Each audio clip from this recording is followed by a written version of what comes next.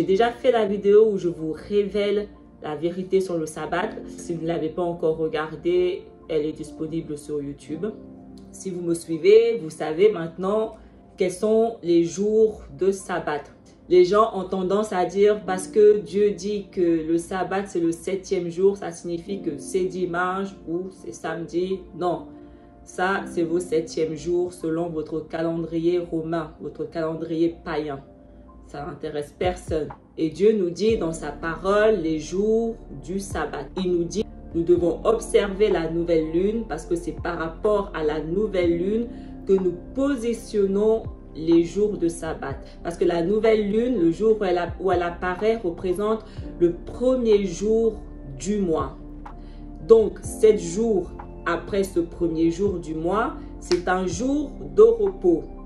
Et donc, tous les 7 jours durant ce mois, c'est un jour de repos. Et un mois, dans la vérité de Dieu, c'est 30 jours. Pas un jour de plus, pas un jour de moins. Dans le livre des Jubilés, nous pouvons lire « Et toi, commande aux enfants d'Israël qu'ils observent les années conformément à ce décompte de 364 jours. Et cela constituera une année complète. Et ils ne décaleront pas son temps de séjour et de ses fêtes. Car toute chose s'accordera avec cela selon leur témoignage. Et ils ne négligeront aucun jour, ni ne décaleront aucune fête. Mais s'ils négligent et ne les observent pas suivant son ordonnance, alors ils dérangeront leur saison en entier, et les années seront décalées de leur ordre, et ils négligeront leurs ordres. Et tous les enfants d'Israël oublieront et ne trouveront plus le chemin des années, et oublieront les nouvelles lunes et saisons et repos, et ils iront faussement ainsi que tout l'ordre des années. Je sais à compter de maintenant, et si je te le déclare, ce n'est pas de mon propre chef, car cela est gravé et écrit dans le livre devant moi et sur les tablettes célestes, comment la partition des dates est ordonnée, et malgré cela, ils oublieront les fêtes de l'Alliance et marcheront suivant les fêtes des païens, selon leur erreur et selon leur ignorance. Car ils sont ceux qui feront assurément des observations de la lune, comment elle influe sur la saison et vient d'année en année 10 jours plus tôt. Pour cette raison, les années tomberont sur eux quand ils dérangeront l'ordre et feront du jour du témoignage un jour détestable, et d'un jour de fête un jour impur. Et ils confondront les jours au complet, le sacré avec l'impur et le jour impur avec le sacré. Car ils iront faussement pour les mois et les repos et les fêtes et les jubilés aussi. Pour cette raison, je t'ordonne et te confirme que tu dois leur attester, car après ta mort, tes enfants les perturberont au point qu'ils ne feront pas l'année de 364 jours seulement. Et pour cette raison, ils iront faussement ainsi que pour les nouvelles lunes et saisons et repos et fêtes, et ils mangeront toutes sortes de sang avec toutes sortes de viande. Donc, pour faire court, si vous vous basez sur le calendrier grégorien pour célébrer le sabbat de Dieu, sachez déjà que vous êtes dans l'erreur, parce que ce calendrier a été mis en place dans ce but précis, que vous soyez dans l'erreur. On ne croit pas un mot de ce que les païens nous disent, parce qu'ils ne sont pas païens pour rien. On ne les écoute pas, parce que tout ce qu'ils disent, pur mensonge. C'est pour leur Dieu. Leur but est de faire en sorte que nous servons tous des dieux étrangers et que nous soyons tous condamnés. On va faire un petit background. Quand Dieu m'a fait la révélation du sabbat, c'était au mois d'octobre, il me semble. Nous sommes au mois de mars, donc ça fait même pas 1 an et demi que j'ai rené. Donc ça fait même pas 1 an et demi que je lis sa parole, que j'apprends, qu'il me fait des révélations. Donc c'est tout nouveau. À mes débuts, au mois d'octobre, ça faisait 1 an que j'avais rené. Donc du coup, moi je pensais comme la majorité des chrétiens que le sabbat était le samedi. Parce que le samedi, d'après le calendrier romain, c'est le 7e jour. Donc je marchais comme ça jusqu'à ce que le Seigneur me fasse grâce et qu'il me révèle sa vérité. Et dès qu'il m'a fait la révélation sur son sabbat, j'ai compris, ok, je dois moi-même observer la lune. Donc du coup, je suis allée regarder sur Internet le cycle lunaire. Ça, c'est le cycle lunaire du monde. Donc le monde nous dit que la nouvelle lune est une lune noire, invisible à l'œil nu. Et que le 8e jours. Donc le premier sabbat représente le premier quart de lune. Le 15 représente la pleine lune. Le 22, donc le troisième sabbat, représente le dernier quart de lune. Et après, le 29, la lune devient invisible. Le 30, elle est invisible. Et le premier, elle est invisible. Le monde nous dit que la nouvelle lune est une lune invisible, noire. Mais sauf que la parole de Dieu nous dit « Observez vos nouvelles lunes » parce que c'est par rapport à la nouvelle lune que nous pouvons déterminer les sabbats de Dieu. Déjà là, je savais qu'il y avait déjà un problème, mais je ne savais pas quoi. Dieu est mon témoin que tous les soirs, à partir de fin octobre jusqu'à janvier, je sortais parce que j'habite à Toronto. Il y a plein de buildings. Donc du coup, avec ces buildings, si la lune apparaît par rapport à où je suis positionnée, je ne peux pas forcément la voir. Donc du coup, j'étais obligée de sortir de mon immeuble et faire le tour pour bien la voir. En plein hiver, tous les soirs, je sortais. Des fois, c'était 2 fois par jour. Je sortais observer la lune. Et j'étais frustrée comme pas possible parce que je ne savais pas quoi observer. Je savais que la nouvelle lune était visible, mais je ne savais pas à quoi elle ressemblait.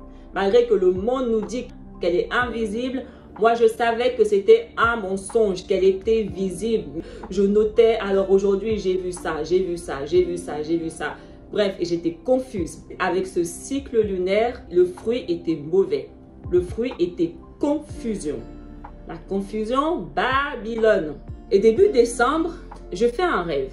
Et dans ce rêve, j'étais toute seule. Et je vois dans le ciel une pleine lune. Et il y avait 2 tours qui m'empêchaient presque de voir cette pleine lune. Et il y avait également un grand arbre qui essayait de m'empêcher de voir cette pleine lune. Et la pleine lune, elle se déplaçait d'un endroit à un autre. Et en se déplaçant, il y avait toujours ces 2 tours et ce grand arbre qui la cachait un peu. Mais malgré qu'elle était un peu cachée, je la voyais. Elle était là, elle était magnifique. Et ce rêve, il s'est arrêté. Et quand je me suis réveillée, je n'ai pas compris. C'est à partir de ce moment-là que Dieu m'a guidée vers la chaîne YouTube d'une fille. Je vous avais dit que Dieu m'avait guidée vers la chaîne YouTube d'une fille. Et en regardant ces vidéos, je suis tombée sur une vidéo où elle parlait du sabbat. Et je constate qu'elle a la révélation comme moi sur le sabbat. On est en accord, magnifique. Nous avons la même vérité. Mais je me rends compte qu'elle se base toujours sur le cycle lunaire que le monde nous dit. Donc je me dis, ok, elle a peut-être la vérité sur le sabbat, mais elle est comme moi. Et là, je vais regarder les commentaires. Je me suis dit, peut-être que dans les commentaires, je vais voir quelque chose. Et il y avait un commentaire. Il n'y avait pas beaucoup de commentaires. Il y avait quoi, 2000 vues dessus. Et ce commentaire disait tout simplement, la nouvelle lune, c'est la lune argentée. Tout comme Dieu m'a montré en rêve. Et là, je rends grâce et je commence à pleurer. Je commence à pleurer parce que je me rends compte et je réalise vraiment à ce moment-là que ce monde est vraiment foutu. Et je prends encore plus conscience de la grâce que j'ai. De la grâce que Dieu me fait de vraiment me révéler toute sa vérité. Les gens appellent ça la lune argentée, mais c'est une pleine lune. Chaque phase lunaire dure 3 jours. La première apparition de la pleine lune, ce que le monde appelle la pleine lune, est en réalité la nouvelle lune. Elle va apparaître pendant 3 jours, tout comme les autres phases. Et une fois que maintenant je savais ce que je devais observer, enfin, j'ai commencé à observer quand est-ce que cette pleine lune allait apparaître pour la première fois. Je suis passée de confusion à now we talking. Maintenant, c'est clair. Un mois après, donc au mois de janvier, Dieu me montre de nouveau cette pleine lune en rêve. Je la voyais, elle était là et je la suivais. C'était le soir, j'étais toute seule. Et du coup, je commence à emprunter un chemin là. Après, je décide de faire demi-tour. Il faisait nuit et il y avait une lumière qui apparaît de nulle part. Mais elle éclairait juste mes pas. Elle était en bas, et elle éclairait juste mes pas, de manière à ce que je voie où est-ce que j'avançais. Donc ça, c'était le deuxième rêve que Dieu m'a montré. J'avais prévu de filmer cette vidéo aujourd'hui. La veille, le 3 mars, Dieu me montre un rêve. Et dans ce rêve, c'était le soir, il faisait nuit, et il y avait des hauts bâtiments, il y avait des gens, et il y avait un événement qui se passait dans le ciel. Et tout le monde voulait voir et regarder cet événement. Dans le ciel, il y avait une pleine lune noire. Et du coup, moi, je viens aussi pour essayer de la regarder, mais il y avait des gens qui m'empêchaient, du coup, je n'arrivais pas à la voir, et elle avançait. Il y avait un grand bâtiment, et en fait, elle est passée derrière ce grand bâtiment. Et donc, moi, je n'ai pas pu vraiment la voir. Mais du coup, j'ai vite pris une photo. Il y avait quelqu'un avec moi. Et elle me dit, oui, fais-moi voir la photo. C'était quoi? Je dis, ouais, c'est une pleine lune noire et tout.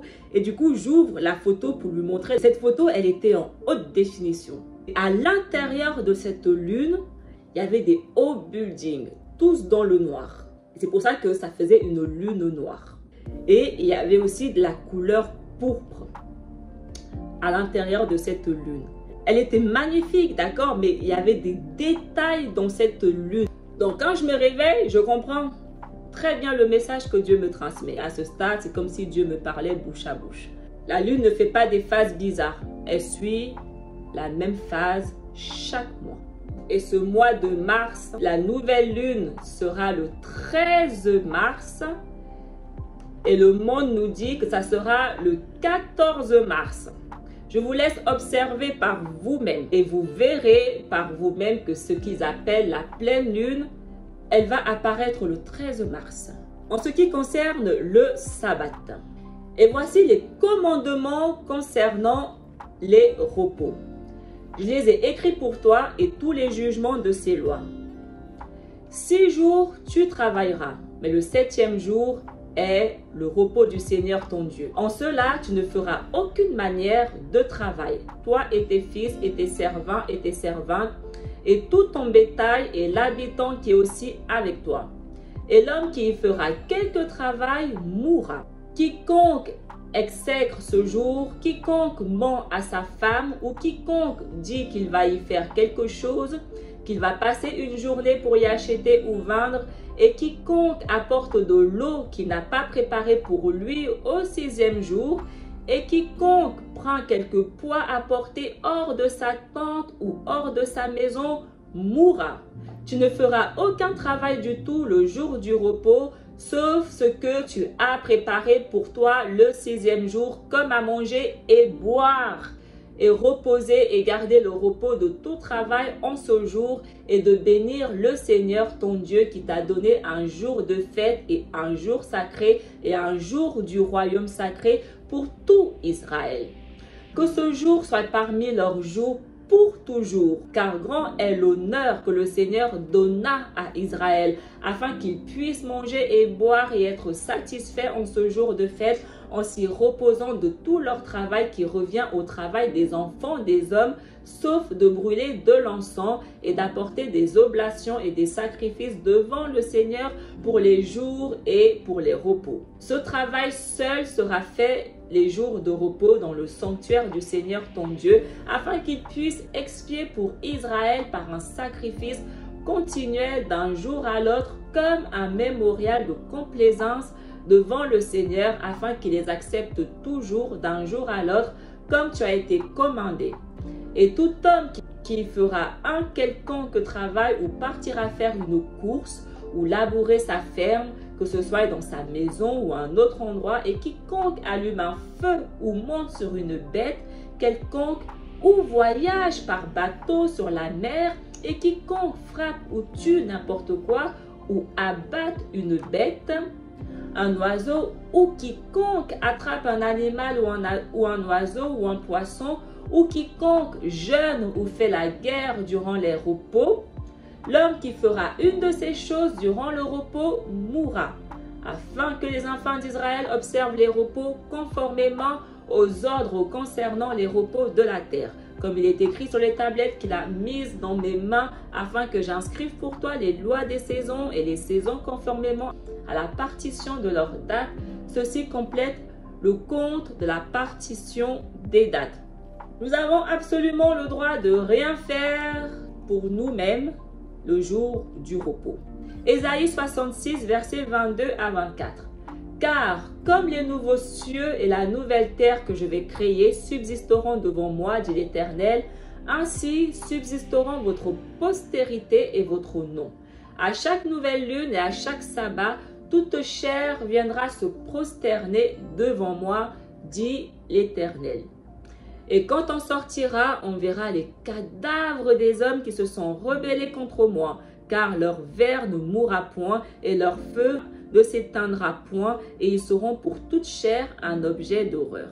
Une loi tellement éternelle que même dans le nouveau monde que Dieu va créer, elle subsistera. Même dans le nouveau monde, on respectera toujours le sabbat et les nouvelles lunes de Dieu. Les gens ont du mal à comprendre ça. Une loi éternelle sans fin. Les anges dans le ciel avec Dieu respectent également le sabbat. Ézéchiel 20, versets 19 à 20. C'est moi, l'Éternel, qui suis votre Dieu. Suivez mes prescriptions, respectez mes règles et mettez-les en pratique. Faites de mes sabbats des jours saints et qu'ils soient entre moi et vous un signe auquel on reconnaisse que je suis l'Éternel, votre Dieu. Dieu dit que le sabbat représente un signe entre lui et nous, qu'il est notre Dieu, que c'est lui le véritable Dieu que nous servons. Donc si nous ne respectons pas ce sabbat, quel Dieu nous servons? Ésaïe 58, verset 13-14. Si tu retiens ton pied pendant le sabbat pour ne pas faire ce qui te plaît durant mon saint jour, si tu considères le sabbat comme un plaisir, le jour saint de l'Éternel comme digne d'être honoré, et si tu l'honores en ne suivant pas tes voies habituelles, en ne cherchant pas à accomplir tes propres désirs et en ne parlant pas dans le vide, alors tu trouveras ton plaisir dans l'Éternel. Alors je te ferai monter sur les hauteurs du pays et je te ferai jouir de l'héritage de ton ancêtre Jacob. Oui, c'est l'Éternel qui l'affirme. La parole de Dieu est véridique. Il a affirmé. Ésaïe 56, verset 2. Heureux l'homme qui fait cela, et le fils de l'homme qui demeure ferme, gardant le sabbat, pour ne point le profaner, éveillant sa main pour ne commettre aucun mal. Heureux l'homme qui garde le sabbat de Dieu. Heureux l'homme qui garde ce signe éternel. Heureux l'homme qui fait partie du peuple de Dieu. Hébreux 4, verset 9. Il y a donc un repos de sabbat réservé au peuple de Dieu. Donc si tu fais partie ou si tu veux faire partie du peuple du Dieu véritable, tu dois respecter son sabbat. Il a été fait pour ça, pour le peuple de Dieu. Si tu ne le respectes pas, tu ne fais juste pas partie du peuple de Dieu. Et les gens qui ne font pas partie du peuple de Dieu vont tous périr.